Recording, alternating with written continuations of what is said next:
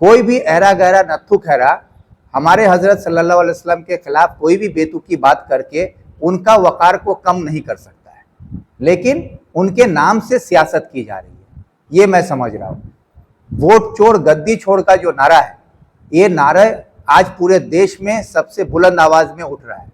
इससे बीजेपी घबरा रही है और इस नारे को दबाने के लिए उनके पास कोई मुद्दा नहीं है। इसलिए बीजेपी जो कल तक हिंदुत्व का नारा देती थी, राम मंदिर का नारा देती थी, हिंदू मुसलमान करती थी, आज वो नारा उनका काम नहीं कर रहा है। इसलिए अब हिंदुओं को भड़काया नहीं जा सकता है।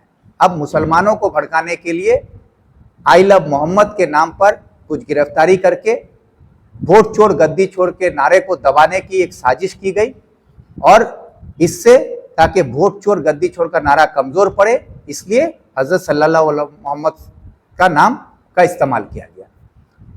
यही मेरी समझ में आ रहा है। ये सिर्फ एक सियासी साजिश है बीजेपी की, और इसमें जो लोग भी आज इस नारे के साथ जज्बाती होकर रास्ते पे उतरे हैं, उनके जोश का, उनके जो जज्बात का मैं इज्जत करता हूं, उसकी कदर करते हुए मैं कहना चाहूँगा कि जज्बाती होने से ज़्यादा ज़रूरी है कि जज्बा होना।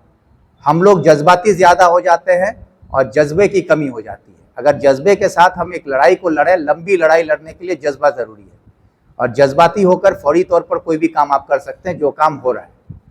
इसका नतीजा ये है कि आज पूरे हिंदुस्तान में आई लव मोहम्मद के नाम पर जो जुलूस निकाला जा रहा है, उस जुलूस के आवाज से कहीं ना कहीं सियासी मुद्दा को दबा दिया जा रहा है। जो वोट चोर गद्दी चोर का नारा था, उसको कमजोर किया जा रहा है, और इस साजिश में कहीं ना कहीं बीजेपी कामयाब है।